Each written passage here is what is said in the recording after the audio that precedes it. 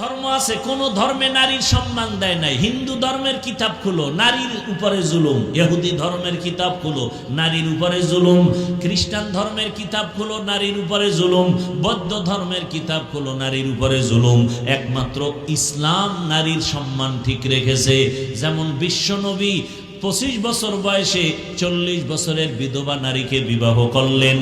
সারা দুনিয়ার মানুষকে দেখায় দিলেন, যারা নারী পছন্দ করো না, ইসলাম নারীর সম্মান টিকায় রাখার বিধান কায়েম করে দিলেন নবীর দ্বারা। আসেন এবার কন্যার বেলায়।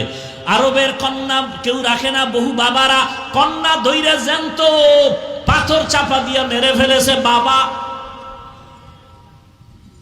রহমতের নবী এত বড় দামি, কিন্তু আমার আল্লাহ খাদিজা রাদিয়াল্লাহু আনহার মাধ্যমে 4টা কন্যা সন্তান দান করেছেন। কয়টা? নবীজি বলেন আমার ছেলে নাই। মক্কার কাফেরেরা ঘুরে ঘুরে কয় মুহাম্মদ মইরা গেলে বংশ শেষ, কারণ ওর ছেলে নাই, ওর বংশ কেউ ধরে রাখতে পারবে না। নবীজি মনে মনে কষ্ট পাইছেন।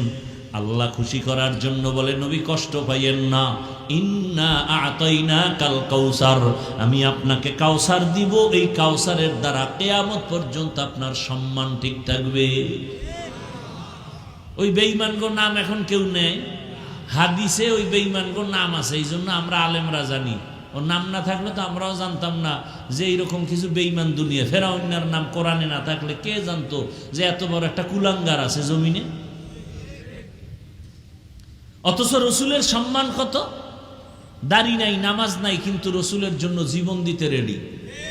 কথা ঠিক? সেই রহমতের নবী বলেন আমার একটা ছেলেও নাই, আমি 4 কন্যার বাবা। আমি এত বড় দামি ব্যক্তি, আমার 4 কন্যা, আমার আর একটা ছেলেও নাই। শুধু এতটুকু না, নবী বলে গেলেন, ও দুনিয়ার মানুষ, ও মা, ও বাবারা, যদি একটা কন্যা সন্তান পাও, শুকর আদায় করো, তুমি একটা জান্নাতের মালিক। তুমি যদি 2টা কন্যা পাও, তুমি 2 জান্নাতের মালিক। তুমি যদি 3টা কন্যা পাও, 3টা জান্নাতের মালিক। যদি 4 কন্যা পাও, 4টা জান্নাতের মালিক। বুঝেননি কথা? একজনে কয় হুজুর আমার কপাল খুলে গেছে। কি? বলে আমি 4 কন্যা পাইছি, আমি 4 জান্নাতের মালিক।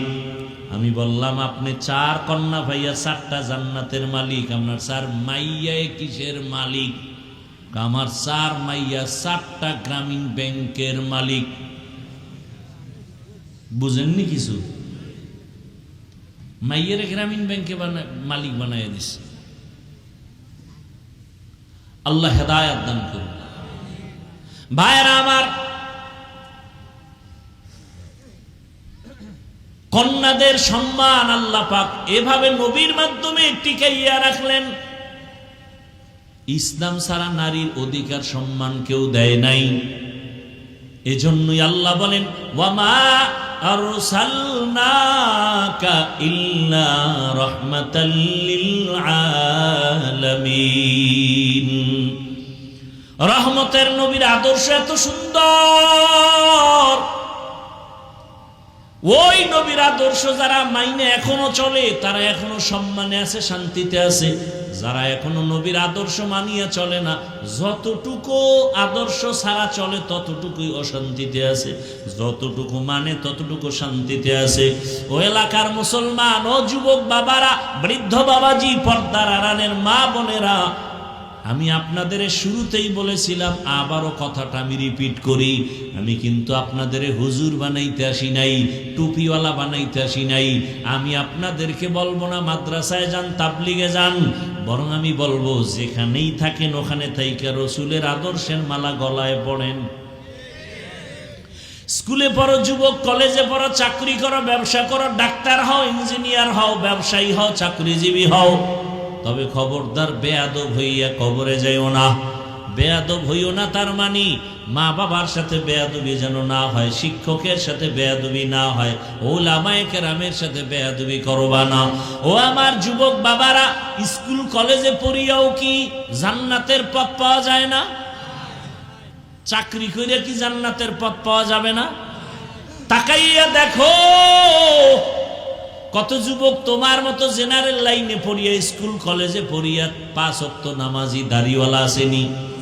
যুবক বাবারা চিন্তা করো, তুমি কেন পারবা না? তোমার মতো জেনারেল লাইনের সন্তান রাস্তায় গাড়ি চালায়, নামাজ পড়ে, তুমি পারবা না কেন? তোমার মতো সন্তান র্যাব, আর্মি, পুলিশ, বিডিআর এর চাকরি করে, নামাজ পড়ে, দাড়িওয়ালা, তুমি কেন পারো না? বৃদ্ধ বাবাজি আপনার মতো কত বুড়ারা মসজিদে গিয়া নামাজ পড়ে, আপনি কেন পারেন না? কৃষি কাজ করে, নদীর মধ্যে মাছ ধরে, নামাজ ছাড়েন, আপনি কেন পারবেন না?